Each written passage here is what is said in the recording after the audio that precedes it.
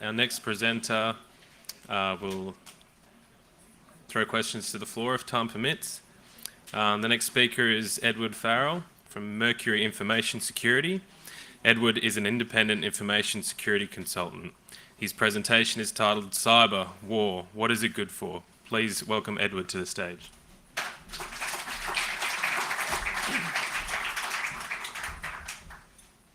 Thank you for the introduction, Brendan. G'day guys, my name's Edward Farrell and this is now my third year presenting at AusCERT. So thank you for having me back. It's always great to come up here. It's one of the more relaxed InfoSec events in Australia, so always good fun.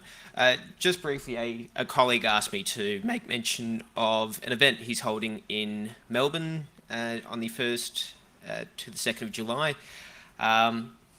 UnrestCon, it's a little bit more of a smaller community-driven event. It's going to be good fun. I've been asked to do a few things there, so I hope to see a few more of you there in Melbourne in 5-6 weeks' time. So, cyber war. I suppose to understand why I went in for this talk and why I've been presenting on the subject a lot in the last 6 to 8 months is really to understand a little bit about myself. So I own and run my own pen testing firm in Sydney and have done so for about 15 months. And prior to that, I spent several years working for StratSec, BAE, Hack Labs, and a number of other organisations. And prior to that, I was also working as a network engineer. So I've come from this technical stream over the past 10, 15 years, which has formed me into my current role where I do a fair amount in the security space, including vulnerability research and a few other bits and pieces. But at the same time, I've also been working a lot in the Army Reserve space as well for the last 8 years. I've generally speaking tried to separate both environments because they are different, and the last 2 to 3 years I've started to see a lot of convergence between the two. And so I've had my civilian career on one side and my military career on another, and they've started to, well, come into contact a lot more than I had expected. And so in one case, you see on the information security side, a lot of thinking around and a lot of incorrect thinking, in my opinion, as a soldier around how we think about things militarily in the information security space. And then we're now starting to see the military space start to think about how we do technology, and they're trying to apply these other different concepts. And my biggest fear, and certainly one of the reasons why I talk about it a lot, is we're applying too much into the cyber and cyber war space, a lot of military thinking and principles in an environment that's far from militaristic. And that's something I've observed throughout my civilian career prior to my military career and even during. And for me, the big point around this comes back to that one word of what is cyber. I started seeing a lot of tweets and a lot of general discussion around the pessimism towards the word cyber about 5 years ago, and then industry suddenly adopted saying, look, cyber is what our clients want, cyber is what our clients are going to get. But I then start dwelling, well, why? What is it? Is it meant to be computer networks? So why don't we refer to it as computer networks? Is it technology, or is it social media? Then why don't we reference it in that terminology? So for me, a lot of this questioning about, well, what is cyber? It throws a lot of people off balance when it's really just there to start to get that appreciation process flowing of establishing what exactly it is we want to talk about. Now, the US military defines cyberspace as a global domain within the information environment consisting of independent networks of information technology and infrastructures containing resident data. A bit of a mouthful. But then again, it highlights the term interdependent networks. Now, our speaker this morning highlighted Stuxnet, for example, and that was not necessarily an independent network. In fact, it was a very separate network. So does that still fall in that space, or does it not? So in this case, we have a form definition to meet a very specific aim, which, look, I commend them on it, but we then start seeing people deviate away from that definition. So a lot of the time, the absence of really properly defined terminology around this causes all sorts of issues. And if we looked at in a very Clausewitzian view, the inability to form these definitions is an immediate failure of the principles of war, which have dictated a lot of our militaries for the last 200 years. Things such as selection and maintenance of the aim, economy of effort, maintenance of momentum. Our inability to specify that end state will set us up for failure. So continuing on with that theme of what's wrong with using the word cyber, the big one for me is the actual etymology. So having done a bit of research on this, on where a lot of our modern thought process came about this, the language we use has a heavy foundation in 1980s science fiction to describe the environment that was evolving in the technology scene at the time. We then had a slightly less not safe for work definition in the 1990s, and then the word sort of faded away. 2 people got that joke. We then sort of saw the word fade away, and then we started to see its re-evolution into security and just security. I mean, I still yet to really hear it used isolated from the concept of security and defence. And so its place in science fiction as well, its reliance on fiction to create fact, has conjured up this great illusion. So we start communicating in these vague references where we don't have any actual facts, which means we lose value of what is said, we don't have any substance, and we set ourselves up for failure. And that disconnect is a massive miscommunication. And if we start seeing that in the category of leadership and the military space, if we can't conceptualize a problem, we can't plan for it, and therefore we fail our objective.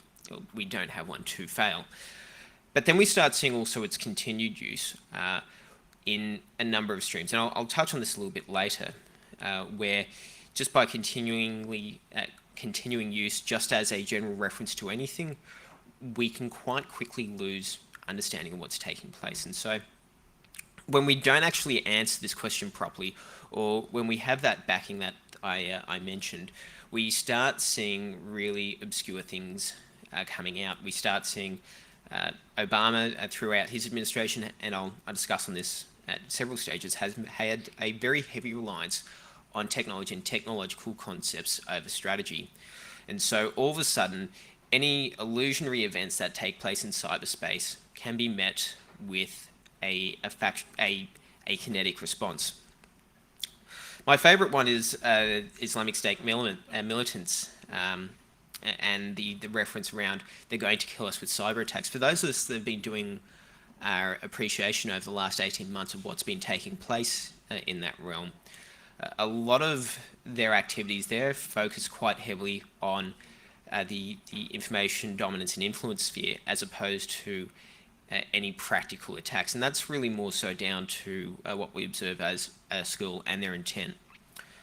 One could argue that they have in fact been able to form that quite effectively based on their understanding. But we then sort of go down the list and we look at Donald Trump just as his election was starting to get started off. Before he wanted to build a Mexican wall, he was starting to consider building an internet wall, which, look, for me, fundamentally, I disagree with. At the end of the day, you know, the cultural and economic benefits we get from the internet are based on its openness, and this sudden knee-jerk response that we see based on all of this language is the end result of that.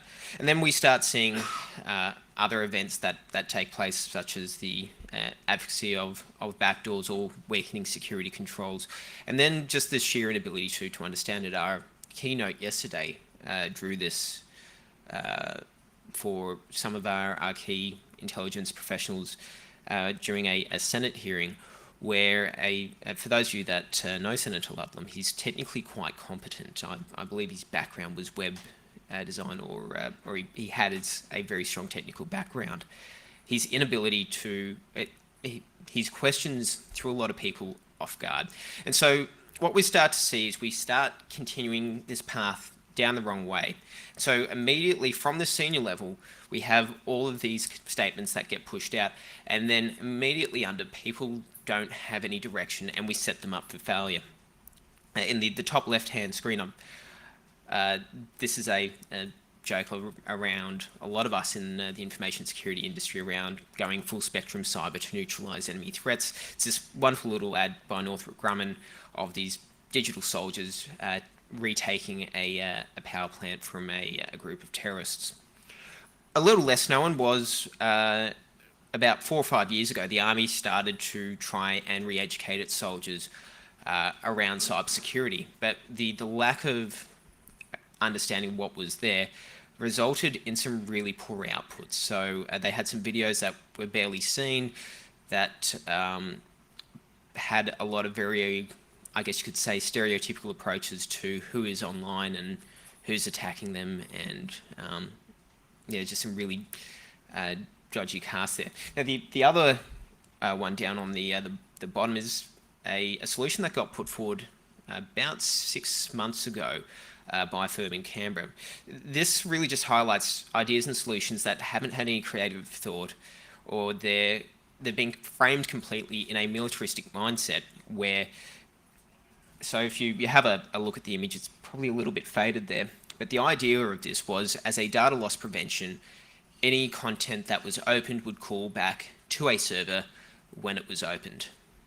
And therefore, if someone unauthorized was opening it, it would do a callback. Of course, this comes back to that whole defense conceptualization of interconnected networks. Therefore, everything is going to be communicating back to us. And all I would need to do at the end of the day is probably unplug a network cable, and I may very well still be able to access documents. So without any knowledge or information that's an accurate reflection of the space at a lower level, because of influences that have happened higher up, we start setting up for failure. And so I argue whether this is as a result of, at a leadership level, individuals imposing their will, or those from the bottom up not being suitably trained or prepared, especially around correcting someone superior to them.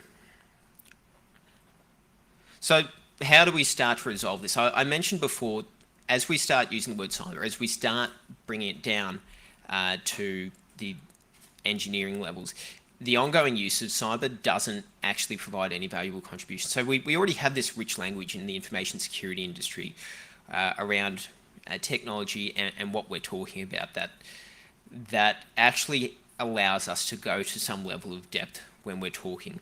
It allows us to give task and purpose to the actions we've got to take, and it provides specificity at lower levels to provide a defined mission of what you want to do. So my favourite one is, you've probably heard a few vendors spruik it out there around cyber forensics, cyber penetration testing. Why don't we use the actual specific language that's already been around for the last 20 years? Things like cyber defence, why not computer network defence? And as a result of that, we can actually start isolating ourselves to, all right, we've only got to focus on the defence of these computer networks. And so leading on from this, we start thinking of things around cyber war. And at the end of the day, we start to take we start to remove the fanciful language, and it just, at the end of the day, happens to be a bunch of us nerds on computers. And now that's not to say we haven't fully established its military context, but we start from that appreciation and we can start building up from there. And so on the subject of military approaches, I come back to this leadership level where we have what I refer to as a pontification of cyber. Now, at a senior level, we start seeing that lack of technical comprehension, which prevents or alternates intents, and individuals start to get defined by the word. The photo I have up there is General Keith Alexander at DEF CON 20, who everyone was actually anticipating a really thought-provoking, detailed talk to come out. He went on stage and had told us cyber is good, children are our future, and we don't spy on people. A year later, that story, at least one part of that story did change. But we start having, as a result of this, all these social biases. Leaders tend to have a lot of social biases formed on prior learning. So militaries will fight as they did in their last war. And that's what leaders get used to. So individuals forming their opinions on the ground at the time will then start playing that out because it's worked successfully in the past. And so within this space, we are seeing what I would say is the strategic piece that's been flogged to death pretty hard. We're seeing a lot of top-down, as I said, pontification without the knowledge or technical intricacies. Now, we talked about before the almost reliance on fiction or magic to create what we would classify as cyber effects means that absence of understanding starts to set up these lower levels for failure. Another favourite one I have here is when people start articulating in this space that they're not technical, which isn't anything wrong. But one of the things you start to observe based on an individual's approach is how they start presenting themselves as not technical, as to whether it's I understand the fundamental concept of something and can direct it appropriately, or is it a case of this is all someone else's problem and I'm just sitting here, and you start to see the measure of leadership then becomes to what's their approach and what's the outcomes that you start observing. Does it turn into a dismissal of technology as a magical box that does something? Does this start to become a divisive characteristic of that individual? The problem here is, as I alluded to with some of the leadership strategies we've seen in the past, we start seeing problems get isolated to technical problems that demand technical solutions. And that starts to become quite dangerous. So when we start isolating all this thought process to leadership that doesn't necessarily present itself as having an understanding at a fundamental level, we start going down this nexus of where our problems all of a sudden become attributed to a single solution in order to, say, justify a use of force. And so, having existed in both domains, I start to observe the outcomes within the military sense to be very similar to some of the things we started seeing in Mosul 2014. So we're now starting to see this evolution of large bureaucracies and governance in order to achieve these missions, or whatever cyber is. Very similar to Mosul 2014, we started to see this translate into what I would classify as draconian defence measures that are labour intensive, and this is something that I've observed in cyberspace as some organisations start to build up their capability in that area, which means that we start seeing frustrated users. Now, I guess the biggest issue they had in Mosul then was the complete ideological separation between the Sunni North and the Shia South. Do we start seeing that similar divisiveness in cyberspace? I suppose maybe not, but you started seeing, as the defence of Mosul was prepared, a lot of intrusive activities that provided no material value to the defence, and it frustrated everyone. And then all of a sudden you had the outcome of this was that there was a lot of money being thrown with no oversight and no actual value. So this, I suppose both of those points leads into that strategy with technology will always trump this technological approach that we isolate ourselves to. And we sort of saw symptoms of this in our keynote on Wednesday, where there's this ongoing persistence or this illusion that technology will solve our problems. The idea that we can tap all the signals and therefore we can listen on everything and the problem is solved. And we're not seeing that. So conversely, it's going to be our ability to manage technology that will win. And it's not just the strategy alone. And we see this right now in a lot of policies in the US. There's currently an over-reliance on the ISR capabilities of the US government, such as drones. We saw the other week the assassination of a Taliban leader using a drone, which for a lot of people, we've got that blinkered footage of the drone strike taking place. But what we don't have is an appreciation of what is taking place in the physical domain as a result of those events. And you know, classic case in point was the Pakistani response, which is this violates our sovereignty. You've upset a lot of our locals here. This isn't going to go down too well.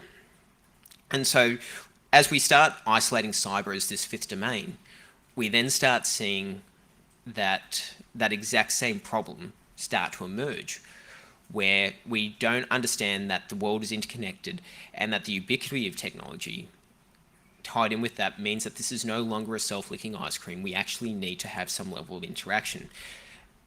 And to start with, in the military space, I think it's important to understand what modern conflict looks like. I'm a big fan of this author, David Kilcullen. He's an Australian who had architected Petraeus's surge strategy in Iraq in 2008, which, look, a lot of people have said, had that been maintained, it would have led to the complete annihilation of Al-Qaeda in Iraq, which then evolved into the Islamic State. But the point the author makes, David, is that we're now facing, as he puts it, an urban network littoral. The explosion of electronic connectivity changes the environments and the threats we encounter. And you've seen this consistently, and the author actually draws on to what we saw in the Mumbai attacks in 2006 or 2008. Don't quote me on that one. But the point he gets at was the adversary's use of communication and the absence of communication within blue or green within the civilian space as well as the military space, being unable to rip it up, not necessarily through spying or through any intrusive means, but being able to coordinate a response effectively had meant that the damage that was done was considerable. But what will our modern conflicts look like? We've got a massive urbanisation of populations. We're also starting to see an overpopulation, especially in the developing world. Now, these combined with environmental degradation, which to a lesser extent we've seen in Syria and Iraq, and certainly in parts of northern Africa, means that there's going to be shortages of food and water. But we've also seen the failure of governments and of governments, including a lot of their supporting infrastructure and assets. So do these then start to form into what our response is going to be? And I'll touch on that shortly.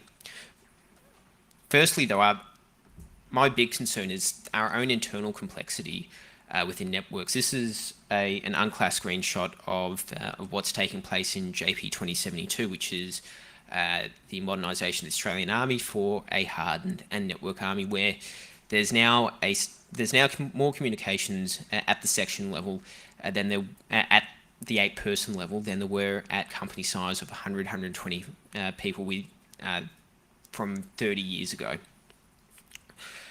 So we start seeing all this complex warfighting getting introduced, and then we start still seeing the resolution. We continue to see oversimplified terminology getting referenced in order to articulate the environment. Now, I'm in two minds about how the hardened and networked army can be secured. Firstly, the complexity of this space kind of contributes to its security, in that the ability to execute attack is somewhat delayed provided certain provisions exist. Now, having stated that, we then start looking at specific architectural considerations on this battle space. So we start looking at compartmentalization, making it slow and expensive to attack, and we actually start tying that in with early action and detection. And these are going to be the things that will defend the modern network, not necessarily rolling all out with sensors everywhere and engaging in labour-intensive activity in order to defend. And this really starts coming back to design, implementation, and getting those basic concepts right. But then we start looking at that, we start considering that the size and complexity of it means our ability to adapt quickly can also be hampered. And you see a lot of defence contractors take a very historical approach to how we engage, in that they still think we're manufacturing aircrafts and ships, which means that these projects need to be long, cumbersome and expensive. If you ever get the chance, look at the Cyber Fast Track series in the US that was managed by DARPA. A piece of technology that came out of that was a device built for about $4,000, which effectively neutralized the ability for mobile phone-based improvised explosive devices in Iraq. Ask me after this talk to go into a little bit more detail about that. So we're also now conceptualizing war, and my big fear is we're still actually placing too much of our emphasis on the lower stages of war. War is itself a massive spectrum from peace to certain activities that lead to an eventual destabilisation and then all-out war.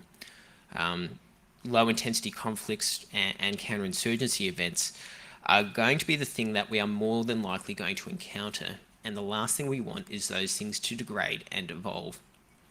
And so one of the things I seriously advocate is actually the use of technology long before that in order to prevent that degradation. And I guess this comes back to my other big fear within that space is we are now starting to see everyone start applying cyber in a traditional militaristic role, which is to seek out and close with the enemy, to kill or capture them, and to seize and hold ground. So I started talking about that early, that strategic component of early intervention, early responses, and using technology to prevent going down this sliding scale. And there's already a few really good ideas out there that we are starting to see. This is from a group called Crisis Maps, who responded to the events that took place in Haiti. What had happened in Haiti was, I mentioned earlier, issues with failed governments or ineffective governments. Because the government was not prepared to respond, as well as, say, a Western nation, things descended into chaos quite quickly. So the ability to deploy a supporting element to aid NGOs in providing a humanitarian assistance was important. And you've seen this a lot with crisis maps. Now, the other thing you started to see specifically in the case of Haiti was they were able to start liaising, they were able to take advantage of Haitian translators in the United States to aid in the response effort. So this is a classic case of, here's a piece of technology a couple of guys have innovated that's provided a C2 mechanism for a humanitarian response, which realistically, if you look at Australia's activities in Fiji, in the Solomon Islands, that's exactly what we've done. The Solomon Islands is an interesting case, and I'd really like to investigate further as to whether there's technological solutions we could have introduced that could have aided in preventing that degradation to civil unrest. But I guess the other thing here militaristically is we can start layering in some other effects on top of this. The same technology we use for rogue base stations could quite easily be repurposed to get communications lines re-established. One of the big growth areas you see in you see in the developed world is the use of mobile phones, which of course rely on being able to have effective and functional base stations. The same technology we use to intercept could very well be repurposed to aid in the event those stations go down. This is a screenshot from a map published by a group called liveuamap.com. They originally started out as a response, as a civilian response to the events that were taking place in the eastern Ukraine, where they were able to provide spatial open source intelligence on events as they took place. One of the things that you've certainly seen a lot here is that there's been a fair amount of transparency in what is taking place on the ground, because everyone now has an iPhone and we've now got the means with which to collate that data. I'm not too sure if you're aware, but Ramadi right now is slowly getting retaken by Iraqi security forces, and we can start seeing just down towards the bottom right the actions that are taking place there. What was interesting about this map as well, about this service as well, was we started seeing Russian forces in September starting to go through the Bosphorus in support of Syria, long before the media actually published it, or before a lot of us even knew what was going to be happening. So once again, awesome source of information that could in fact be perhaps better used. This is a photo of an ICS lab down at the Australian Defence Force Academy. Now, the first thought a lot of people have around this is, all right, industrial control systems, whoop-de-doo, we're going to use it to start blowing up power plants and causing all sorts of damage, and then blowing up dams and reliving 617 Squadron. The reality is, though, and something I advocate quite heavily, is the conflicts we're going to be responding to in the next few years is going to be things such as the breakdown of government, or it's going to be the breakdown of the ability to provide services. Given the ubiquity of technology and the rise of a lot of smart cities, being able to come in and re-establish the functions of a normal society is in fact more important than going in there and starting to destroy everything, which is more often than not the traditional assumption of what most modern militaries do. Now, the same skill sets and attributes we have to people that would normally be out there to be destructive on these items of technology, the same skills and attributes we will probably need should we go into a place where we don't necessarily understand the technology that's there. So when I was recently writing a bunch of scenarios for a few events and exercises coming up, and one of the things that I was really pushing quite heavily was, instead of using your technology professionals to go out and start tearing things up, use them as a what we call a CIMIC function, a civil and military cooperation, where we're going in and we're starting to restabilize nations. And my biggest fear is that we are not taking that as the appreciation of cyber in the military domain, just because it's not sexy enough. So what conclusions have I been drawing over the last 18 months of working this? Well, I've probably started to find myself just constantly asking more questions than anything else. I mean, do we start defining cyber and what cyber is? I tend not to go down that path for the simple fact that we then start isolating what we do. I still don't think we have had enough time in this space to start isolating ourselves. One thing that is evident is that in a military context, taking militarized approaches of seeking out closing with the enemy to kill or capture them isn't exactly the most appropriate. But once again, if militaries are looking at how and where we adapt this, what will be. And I suppose there comes in a slightly more balanced approach that needs to take place over the next 3 to 5 years. The reliance on technology we've seen over the last 6 or 7 years, especially around the Obama government, has actually been not as successful as if there was once again a more balanced approach. And yet we're also seeing at the same time a very information heavy, leadership heavy strategy as well, and they're not quite paired up there they're not pairing up as well as we'd expect. So once again, there's both that balance of technology and leadership, but then of course there's a hell of a lot more complexity to that we can't exactly fit into 40 minutes, balancing with external objectives, avoiding what I referred to before as that self-licking ice cream strategy of cyber only being for its own benefit. How we balance that is going to be one of the challenges over the next 3 to 5 years. And this is where I start talking about taking those innovative paths that we've already started to see out there that we can use to motivate and inspire.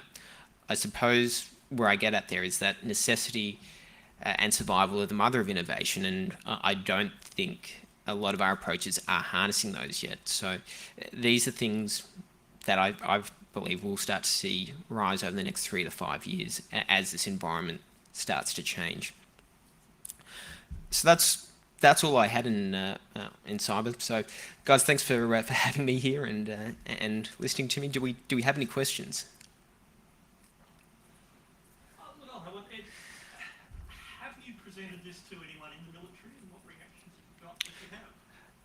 There have been tidbits of this or anecdotes. So my favourite one is asking the what is cyber, and that starts to throw people off guard. And then there's that thought process that starts to happen of, okay, well that's probably what we should be doing. So I think for a lot of people that sudden stop has actually been quite valuable for them. Do you not think that the use of cyber, especially in the non-technical operational is just simply a consequence of human laziness? I mean, for goodness sake, we say SQL server as opposed to SQL server. It's as simple as not wanting to say too many syllables. So you're saying that terms of reference are inconsistent, or I'm not saying that. I'm just asking you whether you think it's just simply to ask the question, why do we say cyber as opposed to going into greater depth on other things? Yep. simple laziness? Yeah, well, look, you've got to do a 30-second grab when you start interacting with a lot of other people. I mean, I come from a technical background. I love going on a really, really deep dive on a subject. A lot of people don't have, and as you quite rightly put, a lot of people don't have the desire to go to that depth, and therefore, yeah, we immediately jump to cyber. So yes, no, fair point.